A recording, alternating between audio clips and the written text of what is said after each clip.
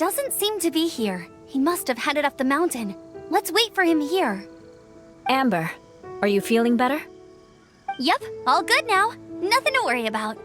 I don't know what I'd do without you guys. If not for you, I'd probably still be locked up in that cage. I really want to thank you all properly, but I can't think how at the moment. Huh? You must be pretty used to being on the receiving end of people's kindness by now, though, surely. You probably need it often enough, given your situation. Come on, don't put it like that. Sure, plenty of people have shown me kindness before, but that doesn't mean I will ever take it for granted. No matter how many times people help me out in life, I will never forget any of them. Well, instead of repaying those who helped you, perhaps you could help others yourself. Everyone meets others in need from time to time. By choosing to be there for them, you're passing the kindness you received on to others. Yep, you're right. That's what I've always tried to do, and will always continue to do. Right. And when Cyrus gets back, I'll find some way to help him out too. This has been quite an eventful day. Yeah, it has. It's really hit me how tired I am now that I've started to relax. I need to rest. Everyone, please excuse me for a while. Yeah, I need to get some water and maybe a piece of fruit. Once I'm rested up, I need to get back to being an instructor again. Well, it looks like the curse of the mountaineers who couldn't get off the mountain is finally broken. Feels like an action-packed chapter has come to a close. Shall we find somewhere to rest and chat too? Why not? Then please, come with me. You sensed something too, didn't you? Then let's go. Huh?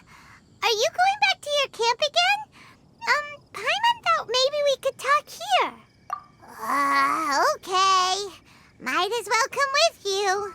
Good. Shall we set off right away?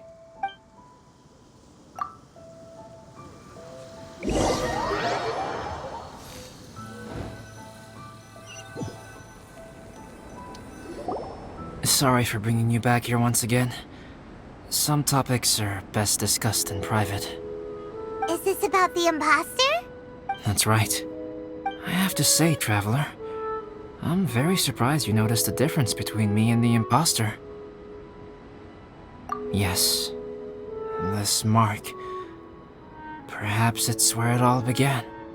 Ooh, sounds like the beginning of a big story. Keep going. Well, I can't deny that what I'm about to say does sound like something from a children's storybook. So, what do you think this diamond-shaped mark means? A tattoo? A crest? Something else? No. Consider it a birthmark.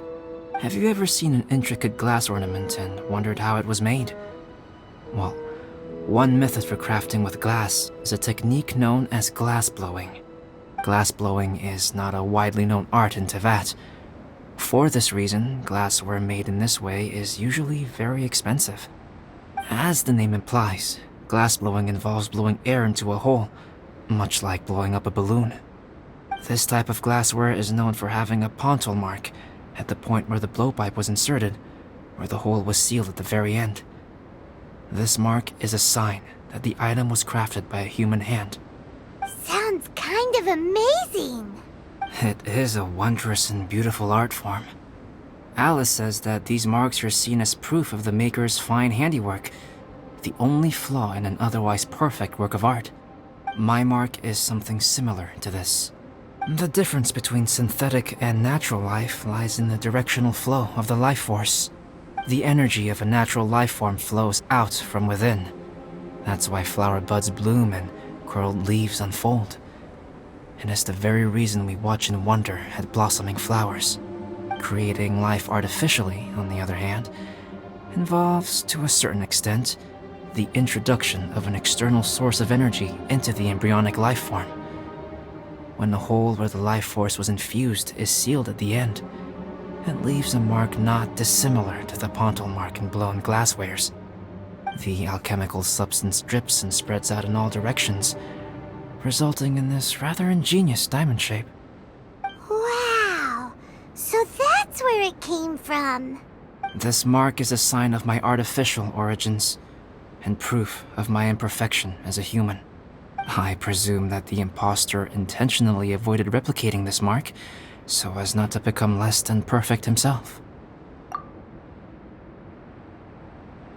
You are fundamentally different from other people.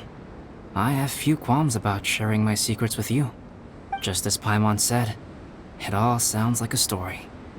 Even if you were to tell anyone else, they would regard it as nothing more than a tall tale.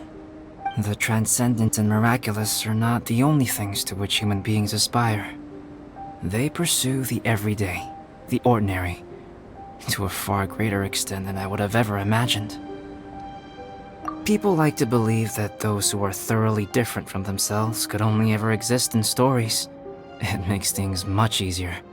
Or, in other words, all of the unfathomable things we've seen recently would make good material for a novel. I have friends who write novels. If they wrote this story, it'd probably be even more complex. Making up stories is easy. Even Paimon can do that. Oh, I didn't know you had that kind of talent. Paimon's the best guide into that. Making up stories is a piece of cake. In that case, how about we have a storytelling contest? We can base our stories on the events of the last few days. Sounds great! But we still have to help out the Adventurers Guild. I understand. Creativity is something that cannot be rushed. Take your time, and come back when you have found some inspiration. We'll see whose story is more compelling. Deal! Okay, we'll regroup with the Adventurers Guild for now. Sure.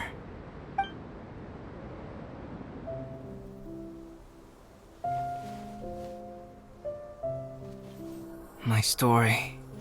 Yes, I should have known. Master's failed specimen in the dragon's belly. This is where the story truly begins.